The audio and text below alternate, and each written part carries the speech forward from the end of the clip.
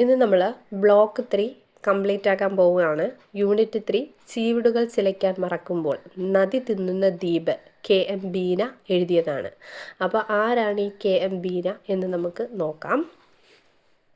മലയാളത്തിലെ പ്രശസ്തിയായ യാത്രാവിവരണ സാഹിത്യകാരിയാണ് KA ബീന. പത്രപ്രവർത്തക കൂടിയായ ഇവർ സ്ത്രീകളുടെ യാത്രാനുഭവങ്ങളെ വൈകാരികവും ലളിതവുമായ രീതിയിൽ അവതരിപ്പിക്കുന്നതിൽ ശ്രദ്ധേയയാണ്. ആദ്യ കൃതി 13-ാം വയസ്സിൽ നടത്തിയ റഷ്യൻ യാത്രയെ ആസ്പദമാക്കി എഴുതിയ ബീന കണ്ട റഷ്യ മലയാളത്തിലെ ശ്രദ്ധേയമായ ബാലസാഹിത്യ യാത്രാവിവരണമാണ്. പ്രധാന കൃതികൾ ബ്രഹ്മപുത്രയിലെ വീട്, ചുവടുകൾ, ബഷീർ എന്ന അനുഗ്രഹം, അമ്മക്കുട്ടിയുടെ അത്ഭുതങ്ങൾ, ശീതനിദ്ര തുടങ്ങിയവയാണ്.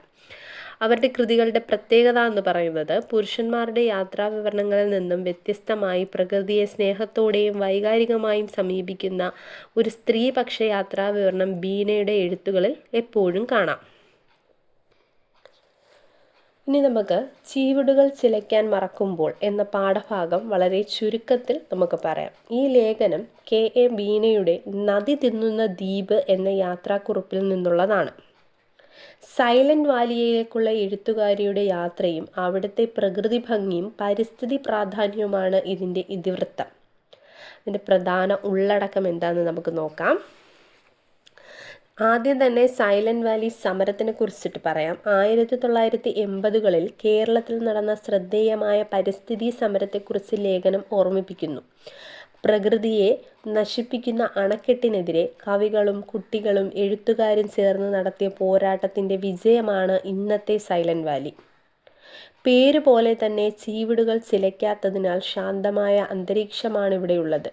ബ്രിട്ടീഷുകാർ ഇതിനെ സൈലന്റ് വാലി എന്ന് വിളിച്ചു. കുന്തിപ്പുഴയുടെ തീരത്തുള്ള ഈ പ്രദേശം ഐതിഹ്യങ്ങളുമായി, അതായത് പാഞ്ചാലിയുടെ അജ്ഞാതവാസം ഒക്കെ ആയിട്ട് ബന്ധപ്പെട്ടിരിക്കുന്നു. മലിനമാക്കപ്പെടാത്ത വായുവും സ്ഫടികം പോലുള്ള തെളിനീരും വന്യമൃഗങ്ങളുടെ സാന്നിധ്യവും വായനക്കാർക്ക് അനുഭവപ്പെടുന്നു. പ്രകൃതിയെ ഒരു പുണ്യഭൂമിയായാണ് എഴുത്തുകാരി കാണുന്നത്. ഒരു കാലത്ത് സ്ത്രീകൾ അധികം യാത്ര ചെയ്യാതിരുന്ന കാലത്ത് യാത്രാവിവരണങ്ങളിലൂടെ മറ്റു സ്ത്രീകൾക്ക് യാത്ര ചെയ്യാൻ ബീന പ്രചോദനമായി. സൈലന്റ് വാലിയുടെ ആദ്യത്തെ പേര് എന്ന് പറയുന്നത് സൈരന്ധ്രി വനം എന്നാണ് കേട്ടോ. അത് ഇതിനകത്ത് പറയുന്നൊരു ചെറിയ പോയിൻ്റാണ്. ഇനി ഇതിൻ്റെ ഇതിവൃത്തം എന്താണെന്ന് നമുക്ക് നോക്കാം. സൈലന്റ് വാലി എന്ന നിത്യഹരിത വനത്തിൻ്റെ സൗന്ദര്യവും പരിസ്ഥിതി പ്രാധാന്യത്തെക്കുറിച്ചിട്ടാണ് ഈ ഒരു യാത്രാവിവരണത്തിലുടനീളം പറയുന്നത്. പ്രകൃതിയെ സംരക്ഷിക്കേണ്ടത് വരും തലമുറയുടെ ആവശ്യമാണെന്നും ബീന പറയുന്നുണ്ട്. വിവരങ്ങൾ നൽകുന്നതിനോടൊപ്പം വൈകാരികമായ അനുഭവം കൂടി വായനക്കാരന് നൽകാൻ ഇതിനകത്തെ ലേഖകയ്ക്ക് സാധിക്കുന്നുണ്ട്. പിന്നെ പ്രകൃതിയെ ഒരു ഉപഭോഗ വസ്തുവായല്ല, മറിച്ച് ആദരിക്കപ്പെടേണ്ട ഒന്നായാണ് കാണേണ്ടതെന്ന് ലേഖക പറയുന്നുണ്ട്. ഇത്ര സൈലന്റ് വാലിയെ കുറിച്ചിട്ടുള്ള കാര്യങ്ങളാണ് ഇതിനകത്ത് പറയുന്നത്. അത് സംരക്ഷിക്കേണ്ടതിൻ്റെ ആവശ്യകതയും എല്ലാം ഇതിനകത്ത് പറയുന്നുണ്ട്.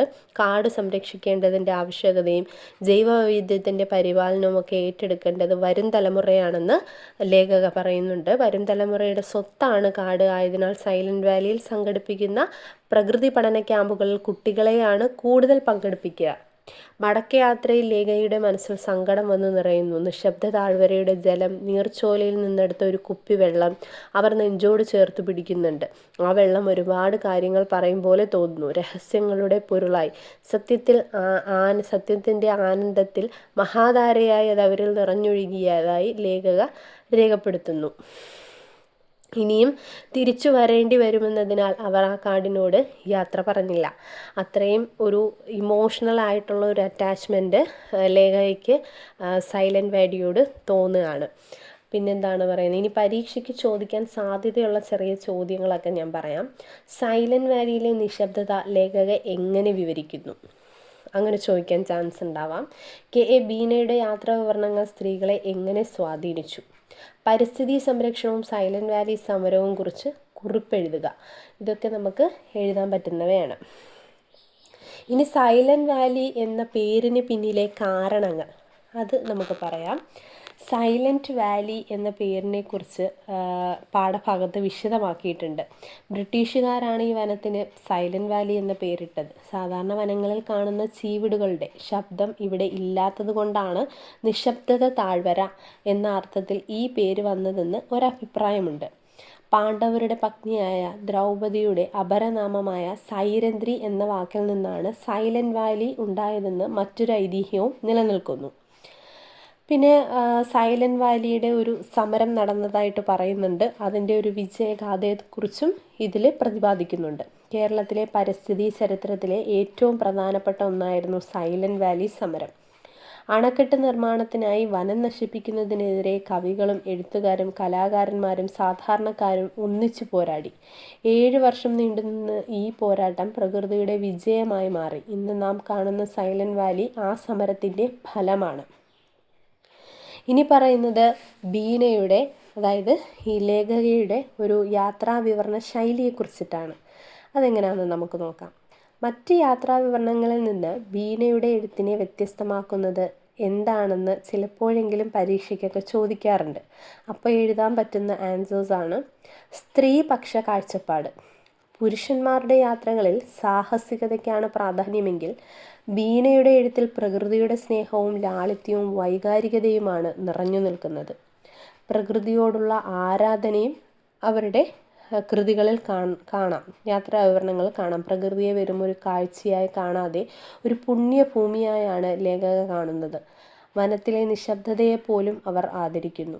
ലളിതമായ ഭാഷയാണ് ഉപയോഗിക്കുന്നത്. സാധാരണക്കാർക്ക് പെട്ടെന്ന് മനസ്സിലാകുന്ന തരത്തിലുള്ള ലളിതവും മനോഹരവുമായ മലയാളമാണ് അവർ ഉപയോഗിക്കുന്നത്. പ്രകൃതിയെ സംരക്ഷിക്കുന്നതിൻ്റെ ഒരു പ്രാധാന്യം ലേഖക ഇതിലൂടെ പറയുന്നുണ്ട്. ഭാവി തലമുറയ്ക്കായി പ്രകൃതിയെ കാത്തു സൂക്ഷിക്കേണ്ടത് നമ്മുടെ കടമയാണെന്ന് ലേഖക ഓർമ്മിപ്പിക്കുന്നു.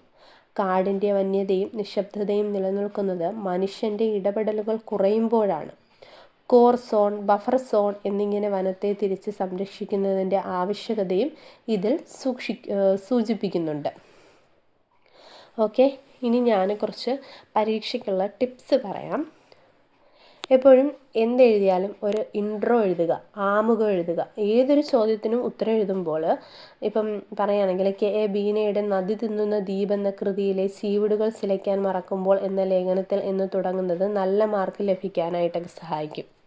ഇപ്പം എക്സാമ്പിൾ പറയുകയാണെങ്കിൽ അതുപോലെ തന്നെയാണ് എല്ലാം എഴുതേണ്ടത്. അപ്പം പ്രധാന വാക്കുകൾ എഴുതാനായിട്ട് നോക്കുക. അതായത് കുന്തിപ്പുഴ, സൈരന്ധ്രി, സൈലൻറ്റ് വാലി സമരം, സ്ത്രീപക്ഷ യാത്രാവിവരണം എന്നീ പദങ്ങൾ ഉത്തരത്തിൽ ഉൾപ്പെടുത്തുക. ഇവയൊക്കെ ഉൾപ്പെടുത്തിയിട്ട് എഴുതുകയാണെങ്കിൽ നല്ല മാർക്ക് ലഭിക്കാനായിട്ട് ഒരു ഹെൽപ്ഫുള്ളായിരിക്കും. അത് ജസ്റ്റ് ഒരു ടിപ്സായിട്ട് എടുക്കുക. ഇനി ഇതിനകത്തുള്ള റീക്യാപ്പുകളും ഒബ്ജക്റ്റീവ് ക്വസ്റ്റ്യൻസൊക്കെ നോക്കാൻ മറക്കരുത്. ഓക്കെ, അപ്പോൾ നെക്സ്റ്റ് വീഡിയോ ആയിട്ട് ഉടൻ തന്നെ കാണാം. Bye bye.